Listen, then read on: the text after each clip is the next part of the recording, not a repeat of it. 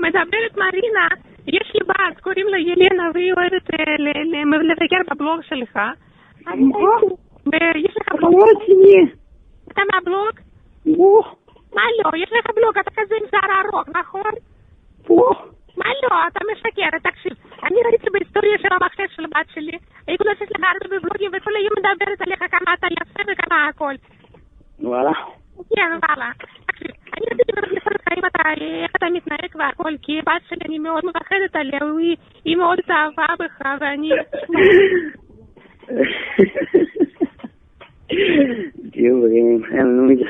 מה מי זה? זה מרינה, אני אמא של ילנה. ילנה מסתכלת לך, אני מנסה להסביר לך את זה כבר, אני לא צוחקת אותך עכשיו. דינה. תקשיב, לא דינה, מרינה. מרינה, מאיפה? הבת שלי מסתכלת לך בבלוג פה לדום, אני ראיתי... מרינה. מרינה. מה מרינה? מאיפה את? אני גרה במבשרת ציון. איפה זה? מבשרת ציון זה ליד ירושלים. הלו. כן, אז הבת שלך גם בקרת לי במלוגיה. חברות שלו. שווה. מה? שווה הבת שלך? מה זה שווה? שווה זה שווה, מה? שווה או לא שווה? מה זה שווה? שווה מה זה? תגיד לי רגע, איך אתה נראה באמת? כי אני רציתי באמת לשאול אולי, אני לא רוצה שהבת שלי תתחתן עם איזה יבנה יושמוק. טוב, לא מי זה? לא, אני מדברת איתך, זה מרינה, אני רציתי לשאול איך אתה נראה.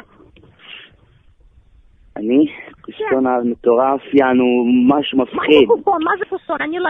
משהו כוסון מטורף, חבל לך זמן. מה זה כוסון? אני לא מבינה מילים כאלה. את לא מבינה מילים כאלה? מה קרה לך? מה קרה לך? אני עליתי מרוסיה לפני כמה שנים. אני לא עליתי מרוסיה לפני כמה שנים. מה? לא לימדו דבר כזה. מה זה כוסון? תדרש, בליית. מה? סליחה, אתה לא מדבר, אתה לא מתבייש. אני אישה מבוגרת. את אישה מבוגרת? הלו. בת כמה? אני בת 43.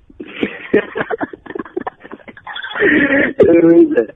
מה מי זה? אני מסבירה לך עוד הפעם. יש לי בת שקוראים לה מרינה. ילנה.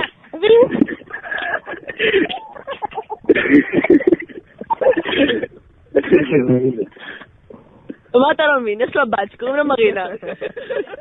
מירה.